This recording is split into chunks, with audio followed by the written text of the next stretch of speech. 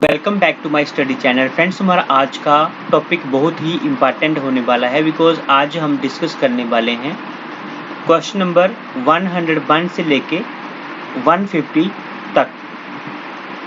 ये जो एमसीक्यूज हैं बहुत ही इम्पॉर्टेंट हैं for the examination point of view.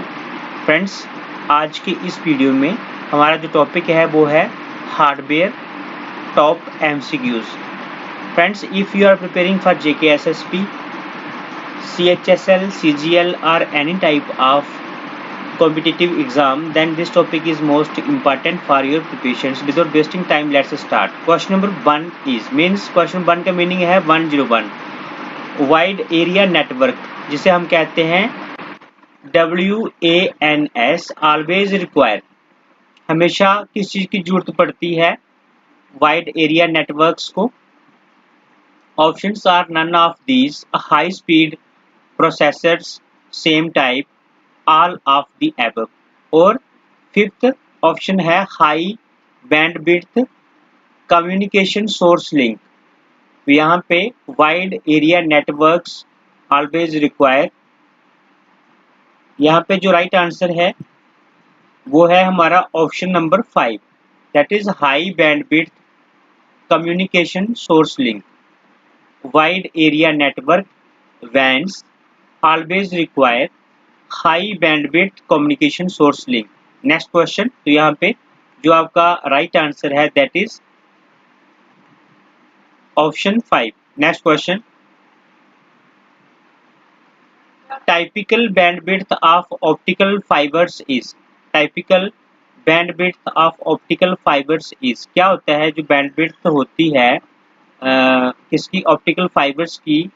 वो ऑप्शंस यहाँ पे दिए गए हैं order of GHZ, orders of KHZ, order of HZ जिसे कहते हैं हर्ट्ज। उसके बाद में none of these, all of the above. तो typical bandwidth of optical fibres is here right answer is option 4। Option 4 is the right answer, that is none of these। typical bandwidth of optical fibers is none of these। ना तो order of gigahertz होता है, ना ही order of kilohertz होता है, और ना ही order of hertz होता है। तो none of these is the right answer। next question, question number 103। a large number of computers in a wide geographical area can be efficiently connected by। a large number of computers in a wide geographical area can be efficiently connected by। तो इसने लिखा है यहाँ पे कि a large number of computers in a wide geographical area can be efficiently connected by। किससे connect किए जा सकते हैं? तो यहाँ पे options are twisted pair lines, coaxial cables, all of the above, none of these. ठीक है। उसके बाद में फिफ्थ नंबर ऑप्शन है कम्युनिकेशन सैटेलाइट्स। तो a large number of computers in a wide geographical area can be effectively efficiently connected by, किसके द्वारा?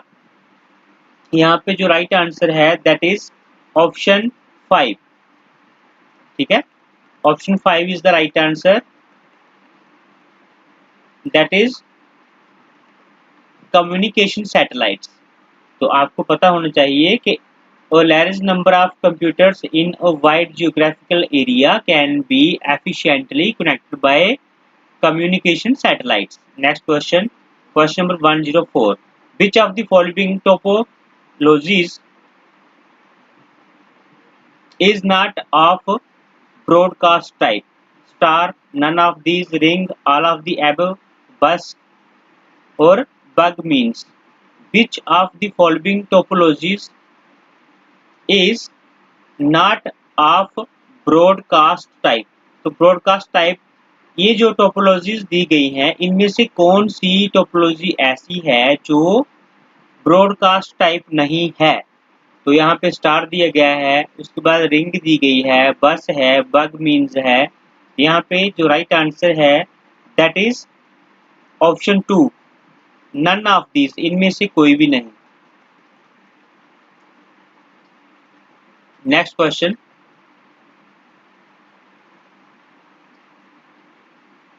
हाँ तो यहाँ पे क्वेश्चन नंबर 105 है bug means.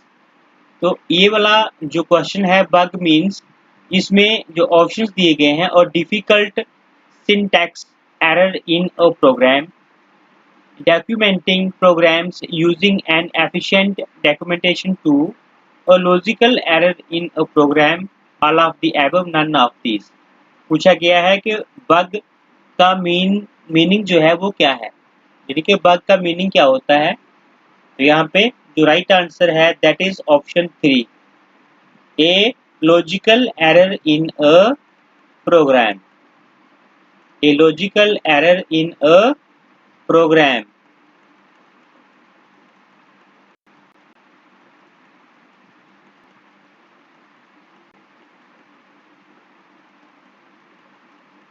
A logical error in a program, ये किसका मीनिंग है, बग का। Bug means a logical error in a programme.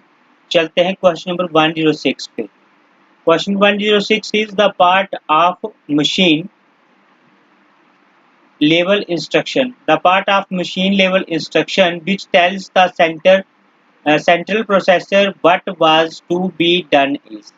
the कौन सा पार्ट ऐसा होता है मशीन लेवल इंस्ट्रक्शन का जो सेंट्रल प्रोसेसर को बताता है कि अब क्या किया जाए या फिर क्या करना है।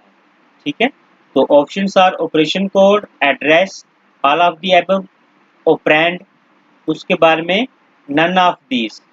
B part of machine level instruction which tells the central processor what was to be done is. यहाँ पे जो राइट आंसर है that is option 4, operand. Operand is the right answer. तो the part of machine level instruction which tells the central processor what was to be done is operand। Next question, question number 107, indicate which of the following is not true about 4GL। indicate which of the following is not true about 4GL। तो option 1 is many database management system packages support 4GLs। Next is 4GL does not support a high level of screen interaction। Next is A, 4GL is a software tool which is written possibly in some third generation language। All of the above, none of these। तो indicate which of the following is not true about 4GL। यहाँ पे जो right answer है that is option 2। Option 2 क्या है, 4GL does not support a high level of screen interaction। This is not true about 4GL। ठीक है, next question, indicate which of the following best describes the term software। Options are systems programs only, application programs only, all of the above, both 1 and 2, none of these। So indicate which of the following best describes the term software। So systems programs only, application programs only, all of the above, both 1 and 2, none of these। तो यहाँ पे हमने indicate करना है इनमें से कौन सा सॉफ्टवेयर को अच्छे से, यानी कि बेस्ट मीन्स सबसे अच्छे तरीके से डिस्क्राइब करता है। तो यहाँ पे जो राइट आंसर रहने वाला है that is option 4, both 1 and 2। Both 1 and 2 is the right answer. Next question is, तो अगर indicate which of the following best describes the term software, system programs only, दूसरा क्या है एप्लीकेशन प्रोग्राम्स ओनली। तो both 1 and 2 जो है अच्छे से डिस्क्राइब करते हैं किसको, टर्म सॉफ्टवेयर को। Next question, a translator is best described as. जो ट्रांसलेटर होता है is best described as, options are a hardware component, a system software, an application software, all of the above, none of this. A translator is best described as, a translator is best described as, a translator is best described as. यहाँ पे option 3 is the right answer and application software. A translator is best described as an application software. Next question. Indicate which of the following is not true about an interpreter. Interpreter analysis. Interpreter analyzes each source statement every time it is to be executed. Next आता है interpreter is a kind of translator. Interpreter generates an object program from the source program. All of the above, none of these. तो interpreter यहाँ पे पूछा गया है कि indicate which of the following is not true about an interpreter. तो interpreter के बारे में जो बातें कही गई है इनमें से true कौन सी नहीं है? Option 1 is the right answer, that is interpreter analyzes each source statement every time it is to be executed. This is not true about the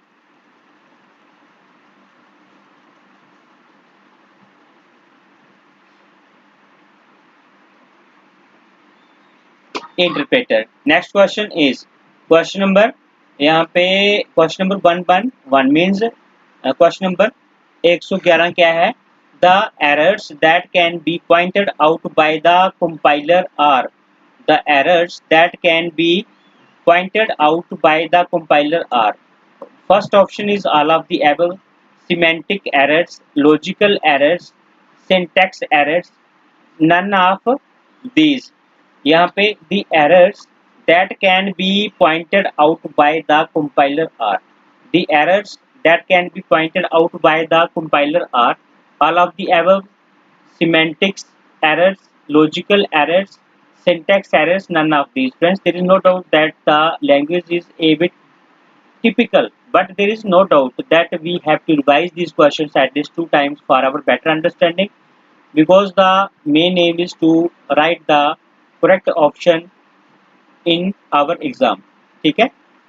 So we have no need to learn these questions, but great need to revise these MCQs for our better understanding. यहाँ पे question number 111 है the errors that can be pointed out by the compiler are all of the above है, semantics errors है, logical errors है, syntax errors है, none of these है. यहाँ पे जो right answer रहने वाला है question number 111 का, that is option 4 syntax errors. Syntax error is the right answer. The errors that can be pointed out by the compiler are, उन्हें क्या कहते हैं? वो errors जिनको हम पॉइंट कर सकते हैं, पॉइंट आउट कर सकते हैं by the compiler are, उसे कहते हैं syntax errors. Next question, C is most important. Mark करना है इस क्वेश्चन को 112. C is, C क्या है? Options are an assembly language, a machine language, a third generation high level language, all of the above, none of these. So C is option 3 is the right answer, that is a third generation high level language. C क्या है? Third generation a high level language. Third generation a high level language. Most important question. C is a third generation high level language. Next question, a graph prepared by a computer. Options are is its output, none of these, is a hard copy, all of the above, और fifth option है is the piece of information to use. पूछा गया है ये graph prepared by a computer क्या है? वो इसकी आउटपुट है, नन ऑफ दिस है, इसकी हार्ड कॉपी है, या फिर is a piece of information to use. तो क्या चीज है? ये graph prepared by a computer is option 5 is the right answer, is a piece of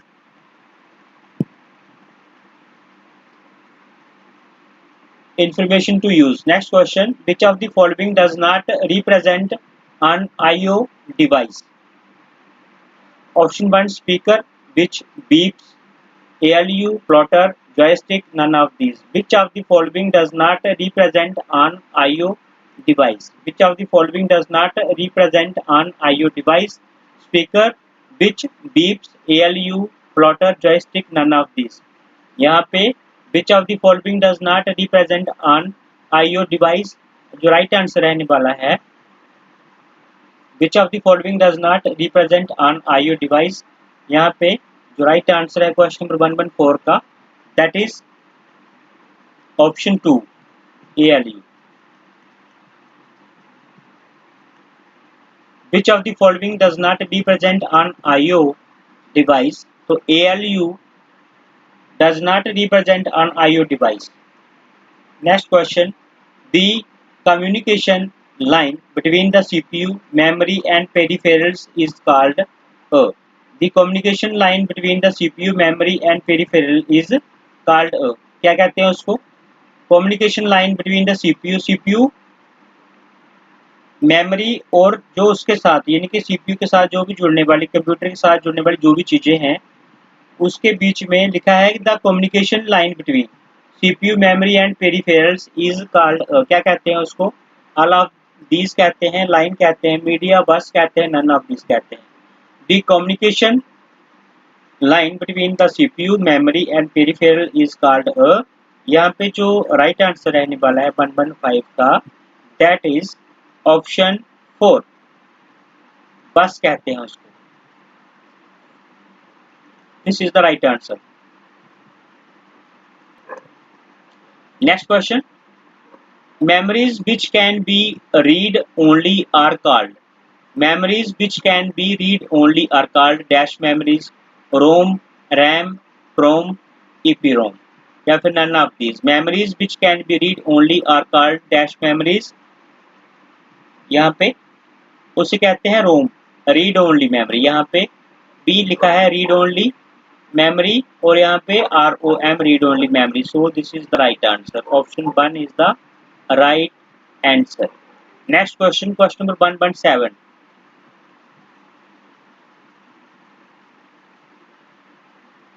Example of non-numerical data is all of the above, examination score, bank balance, employee address, none of these.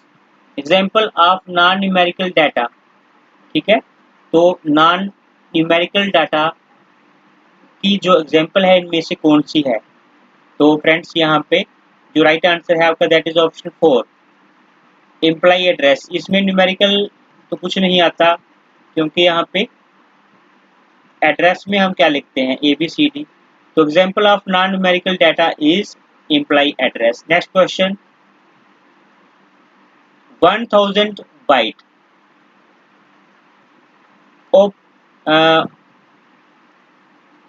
ओ प्रेजेंटा, यहाँ पे लिखा है 1000 byte ओ प्रेजेंटा. तो 1000 byte ओ प्रेजेंटा, यहाँ पे 1000 बाइट क्या प्रेजेंट करता है? Megabyte, gigabyte, none of these, all of the above और किलोबाइट. ठीक है जी. 1000 बाइट से जो है हम क्या प्रेजेंट करते हैं? तो क्वेश्चन नंबर है 118. Here the right answer is option 5, kilobyte. 1000 byte जो है किसको रिप्रेजेंट करता है? यहाँ पे actually this is represent. 1000 byte represent kilobyte. ठीक है, 1000 byte represent kilobyte is the right answer. Next question. The language that the computer can understand and execute is called. Friends, ये बहुत important question है, many times repeat हुआ है. Here the right answer is option 2. 119 का option 2 is the right answer. That is machine language. ठीक है, machine language is the right answer. वो language जिसको क्या कर सकता है? The language that the computer can understand and execute is called machine language. Next question. A step-by-step procedure used to solve a problem is called. A step-by-step procedure used to solve a problem is called. तो operating system है, none of these है, application program है, all of the above है, algorithm है. तो यहाँ पे a step by step procedure used to solve a program is called, उसे क्या कहते हैं? यहाँ पे राइट आंसर है इसका ऑप्शन 5, दैट इज एल्गोरिथम. ठीक है, algorithm is the right answer. Step by step procedure used to solve a problem is called algorithm. Step by step procedure used to solve a program या कह सकते हैं problem is called algorithm. Next question. Which of the following holds the ROM, CPU, RAM and expansion cards? Which of the following holds the ROM, CPU, RAM and expansion cards? Motherboard, cache, memory, hard disk, all of the above, none of these. Which of the following holds the ROM, CPU, RAM and expansion cards? Which of the following holds the ROM, CPU, RAM and expansion cards? Which of the following holds the ROM, CPU, RAM and expansion cards? इनमें से कौन hold करता है ROM, CPU, RAM and expansion cards? तो friends ये question भी repeat हुआ है। यहाँ पे मदरबोर्ड जो है वही होल्ड करता है इन सभी चीजों को। रोम भी उसी में होता है, सीपीयू भी उसी में होता है, रैम और एक्सपेंशन कार्ड, ये सब चीजों को होल्ड करने वाला क्या होता है? Motherboard. So here option 1 is the right answer.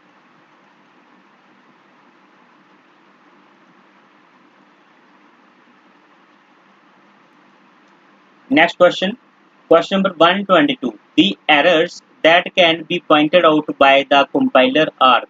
The errors that can be pointed out by the compiler are logical errors, semantic errors, syntax errors, all of the above, none of these. The errors that can be pointed out by the compiler are. देखो ये question भी repeat हुआ है और बहुत ही important है, question number 122। ठीक है, तो हमने पहले भी डिस्कस किया है। The errors that can be pointed out by the compiler are, syntax errors होती है। वो कौन सी एरर्स होती है? Syntax errors is the right answer. देखो ऐसा है, जो क्वेश्चन हम रिपीट कर लेते हैं या रिवाइज कर लेते हैं उसमें पॉसिबिलिटी रहती है कि हमें वो पक्का, अगर हमने रिवाइज किया होगा तो हमें उसका जो करेक्ट ऑप्शन है वो पक्का याद आ जाएगा। ठीक है, सो यहाँ पे हमने रिवाइज किया था the errors that can be pointed out by the compiler are syntax errors is the right answer. Next question, a computer can not boot if it does not have the. तो computer जो है boot नहीं करेगा अगर उसमें नहीं है, क्या नहीं है? कंपाइलर नहीं है, लोडर नहीं है, नन ऑफ दीज, असेंबलर नहीं है, ऑपरेटिंग सिस्टम नहीं है। तो फ्रेंड्स बहुत ही इंपॉर्टेंट क्वेश्चन है, इसको इंपॉर्टेंट मार्क करना। एक computer can not boot if it does not have the, क्या नहीं होगा उसमें? अगर उसमें क्या नहीं होगा? ऑपरेटिंग सिस्टम नहीं होगा, तो फ्रेंड्स वो बूट नहीं करेगा। बहुत ही इंपॉर्टेंट क्वेश्चन है। ठीक है, यहाँ पे operating system is the right answer. A computer cannot boot if it does not have the operating system. Next question, WAN, WAN hardware includes, तो यहाँ पे options are UF, bridge and modems. Next है multiplexers and routers, all of the above, none of these. तो WAN hardware includes, उसमें क्या क्या include होता है? ये right answer is option 3, that is multiplexers and routers. Multiplexers and routers. When hardware includes, when hardware includes multiplexers and routers. Next question, question number 125, third generation computers were the first to use built-in error detecting device, used transistors instead of vacuum tubes, were the first to use neural network. उसके बाद में none of these, all of the above. This type of questions are a bit typical because friends यहाँ पे लिखा है third generation computers, तो ये थोड़ा सा थियोरेटिकल क्वेश्चंस हैं। तो अगर आपने थ्योरी पढ़ी होगी तभी आपके माइंड में ये बात आएगी, अदरवाइज आप जो है इसका आंसर अच्छे से नहीं कर पाएंगे। थर्ड जनरेशन कंप्यूटर्स, यहाँ पे जो राइट आंसर है दैट इज ऑप्शन 4। क्या होता है? None of these. Third generation computers क्या होता है? Option 4 is the right answer, that is none of these. जितनी बातें यहाँ पे कही गई हैं कोई भी सही नहीं है। तो third generation computers, none of these is the right answer. Next question, a Winchester disk is a, none of these, removable disk, flexible disk, all of the above, disk stack.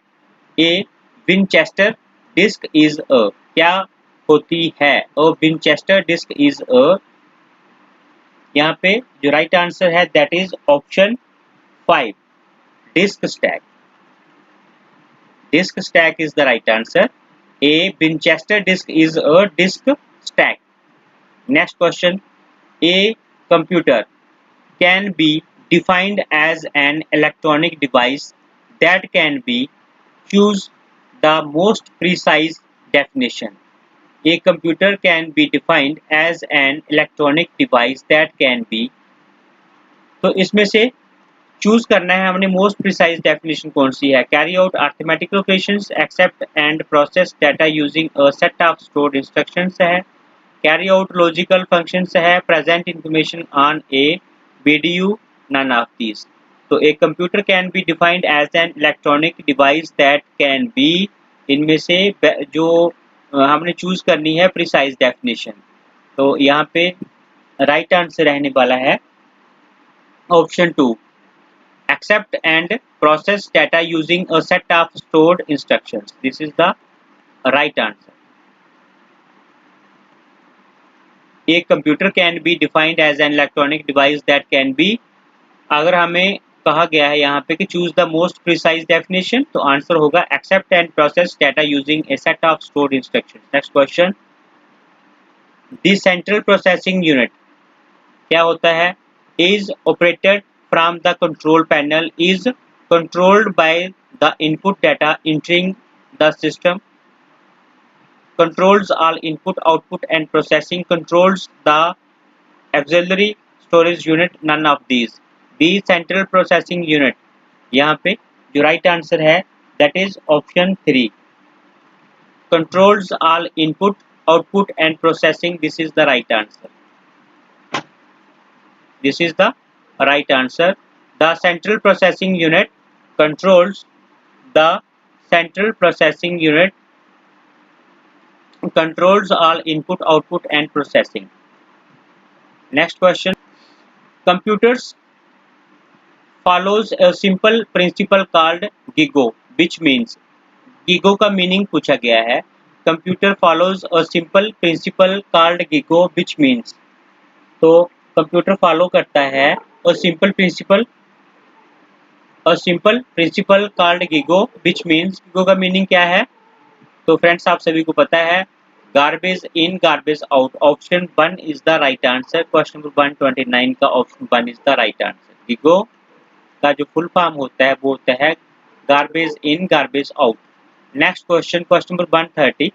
The term baud is a measure of the, तो options are memory capacity, speed at which data travels over the communication line, instruction execution time, all of the above, none of these. तो यहाँ पे the term baud is a measure of the, किसकी major होती है? Option second is the right answer, that is speed at which data travels over the communication line. The term baud is a measure of the speed at which data travels over the communication line. Next question. A bootstrap is, options are a memory device, a device to support the computer, an error correction technique, a small initialization program to start up a computer, none of these. A bootstrap is question number 131 and the right answer is option 4, a small initialization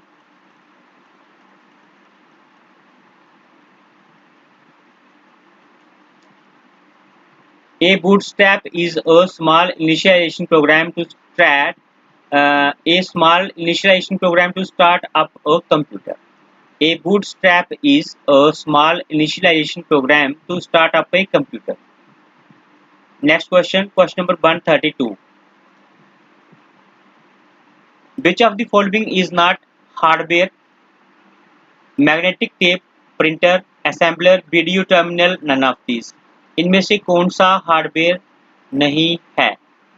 तो यहाँ पे पूछा गया है कि ये जो 5 options दिए गए हैं, magnetic tape, printer, assembler, video terminal, none of these, इनमें से कौन सा हार्डवेयर नहीं है?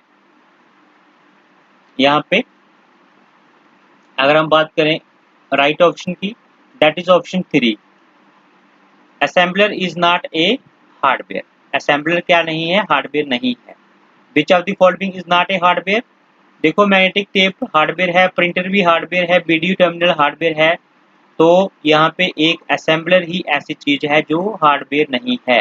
Next question, pick out the wrong definition. ADP acronym for electronic data processing. Next आता है COBOL, a language used for business data processing.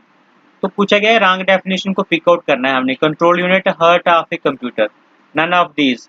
Access time needed to access the output. ठीक है, तो pick out the wrong definition. यहाँ पे जो right answer है that is option 5।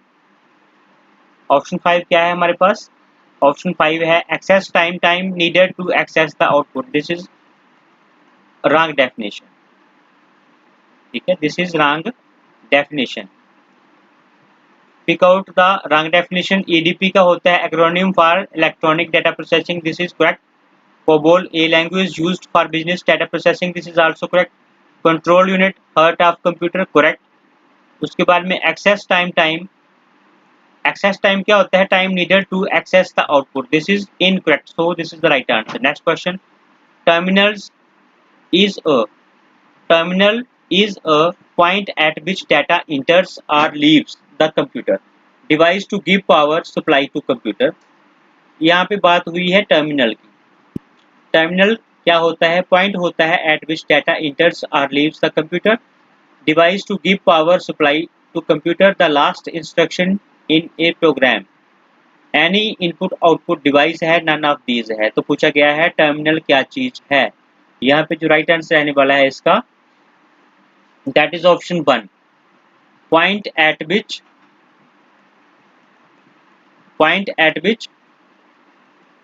data enters or leaves the computer। terminal is a point at which data enters or leaves the computer। Next question, question number 135, multiple choice examination answer sheets can be evaluated automatically by। ये question बहुत ही important है because आपके भी जो शीटें हैं, जो आप टेस्ट देते हैं, वो भी इवेल्युएट की जाती हैं। तो किसके द्वारा की जाती हैं? Multiple choices examination answer sheets can be evaluated automatically by optical character reader, optical mark reader, magnetic tape reader, magnetic ink character reader और नन ऑफ दीज। बहुत ही इंपॉर्टेंट क्वेश्चन, क्वेश्चन 135। तो यहाँ पे जो राइट आंसर है that is option 2। तो optical mark reader is the right answer. This is the right answer। Multiple choice examination answer sheets can be evaluated automatically by optical mark reader। Next question, an operating system is not required on large computers, is always supplied with the computer, consists of programs that help in the operation of computer, is always supplied with the basic, none of these। तो an operating system क्या होता है? An operating system, option 3 is the right answer, that is consists of, an operating system consists of program that help in the operation of computer।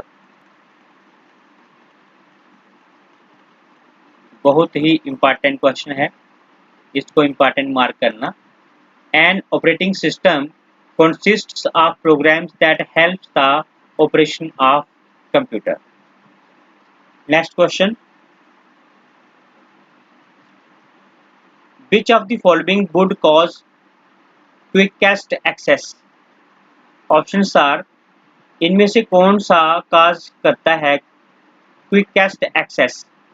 तो options are direct access from a magnetic tape, direct access from a cassette tape, direct access from a floppy disk, direct access from a hard disk, none of these. तो which of the following would cause quickest access? Here right answer is option 4, that is direct access from a hard disk। This is the right answer। अगर बात चलती है कि कौन सी चीज ऐसी है जो कॉज करती है क्विकेस्ट एक्सेस के लिए, तो direct access from a hard disk is the right answer. The process of retaining data, The process of retaining data for further use is called. The process of retaining data for further use is called reading, storing, writing, coding, none of these. यहाँ पे option 2 is the right answer, that is storing. The process of retaining data for further use is called storing. Next question is a file is correlated immediately after the input of a transaction. This is an example of a file is correlated immediately after the input of a transaction. This is an example of a file is correlated immediately after the input of a transaction. This is an example of. Options are online, updating, batching, sorting, offline, updating, none of these. A file is corrected immediately after the input of a transaction. A file is corrected. A file is corrected immediately after the input of a transaction. This is an example of. तो किसकी example है यहाँ पे जो right answer रहने वाला है आपका option 1 is the right answer. Online updating is the right answer. Online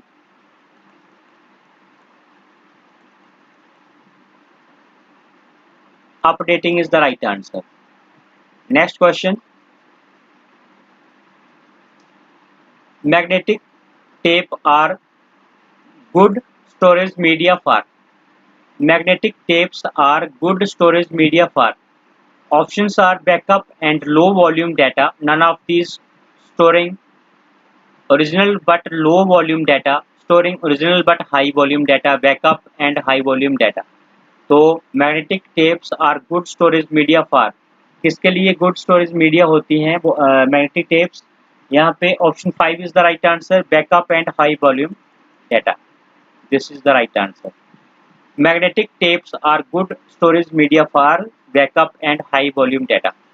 question number 141. Which of the following is computer code? EPROM, Java, all of the above, EBC, DIC, none of these. बात हुई है computer code की. Computer code की इनमें से कौन सा computer code है? विच of the following is a computer code? EPROM, Java, all of the above, EBC, DIC. तो यहाँ पे जो राइट आंसर रहने वाला है question number 141. Which of the following is a computer code? EPROM, Java, all of the above, EBC, DIC, none of these. यहाँ पे जो राइट आंसर है that is option 4. EBC, DIC is a computer code. Next question. Data is generally coded in 8-bit units. Such a unit is also called. So data is generally coded in 8-bit units. Such a unit is also called. ये कहते हैं उसको bite कहते हैं, field कहते हैं, word कहते हैं, नन ऑफ दीज कहते हैं. यहाँ पे जो राइट आंसर रहने वाला that is option 2 is the right answer, byte. 8 bit जो है उसको जो डाटा है उसको हम हमेशा किसमें 8 बिट यूनिट्स में जनरली क्या करते हैं उसको कोडेड करते हैं 8 बिट यूनिट्स में. तो इस जो यूनिट है उसको दूसरा नाम क्या है, उसे कहते हैं byte. Next question. Half adder is logic CKT that adds dash digit at a time. 3, 1, 2, 0. Half adder is logic CKT that adds dash digit at a time. Options are 3, 1, 2, 0, none of these. यहाँ पे right answer रहने वाला है option 3, that is 2 is the right answer. बात अगर होती है यहाँ पे half adder की is logic CKT that adds 2 digits at a time. Next question. In first complement, a number which is subtracted from other number is known as. In first complement, a number which is subtracted from other number is known as. क्या कहते हैं उसको? Carry कहते हैं, subtracted कहते हैं, all of this कहते हैं, उसके बाद में minuend कहते हैं, minuend कहते हैं उसको, यहाँ के none of these कहते हैं. Carry, subtrahend, all of these, minuend और none of these। क्या कहते हैं? In first complement, a number which is subtracted from other number is known as। Question important है। Option 4 is the right answer. उसे कहते हैं minuend। minuend is the right answer. minuend को क्या करते हैं हम? फर्स्ट कॉम्प्लीमेंट से जो है सब्ट्रैक्ट करते हैं। ठीक है। The first complement a number, in first complement a number which is subtracted from other number, वो नंबर जिसको हम सब्ट्रैक्ट करते हैं फर्स्ट किससे? किसी दूसरे नंबर से, उसे क्या कहते हैं? minuend is the right answer. Next question, in a second complement a number which is subtracted from other number is known as. Carry, minuend, subtrahend, उसके बारे में ऑल ऑफ दीज और उसके बारे में नन ऑफ दीज। देखो ये question थोड़े से टिपिकल हैं क्योंकि ऐसे क्वेश्चन जो है गलत होने की पॉसिबिलिटी रहती है। सबसे पहले है कि in first complement a number which is subtracted. First complement में वो नंबर जिसको हम क्या करते हैं? किसी दूसरे नंबर से सब्ट्रैक्ट करते हैं, उसे क्या कहते हैं? उसे कहते हैं minuend। और in a second complement a number which is subtracted from other, first में जो सब्ट्रैक्ट करते हैं हम किसी दूसरे नंबर से उसे कहते हैं minuend। और सेकंड कॉम्प्लीमेंट में किसी दूसरे नंबर से जिसको हम सब्ट्रैक्ट करते हैं उसे क्या कहते हैं? उसे क्या कहते हैं? उसे क्या कहते हैं? This is question number 148। देखो यहाँ पे थोड़ी सी कंफ्यूजन है, क्वेश्चन नंबर गलत हो गया है, सीरियल नंबर, तो कोई टेंशन वाली बात नहीं है। यहाँ पे here in a second complement a number which is subtracted from other number is known as। उसे क्या कहते हैं? Second number, in a second complement a number which is subtracted from other number is known as, उसे कहते हैं subtrahend। this is the right answer। next question, in second complement a number which is subtracted from other number, in second complement, in second complement a number which is subtracted from other number is known as, उसे क्या कहते हैं? in second complement a number which is subtracted from other number is known as, उसे कहते हैं minuend। this is minuend is the right answer। minuend is the right answer। तो यहाँ पे आज हमने डिस्कस किए हैं अप्रोक्स 50 क्वेश्चंस। आई होप आपको ये वीडियो अच्छा लगा होगा फ्रेंड्स। रिमेनिंग क्वेश्चंस करेंगे हम नेक्स्ट वीडियो में। तब तक के लिए बाय बाय, टेक केयर।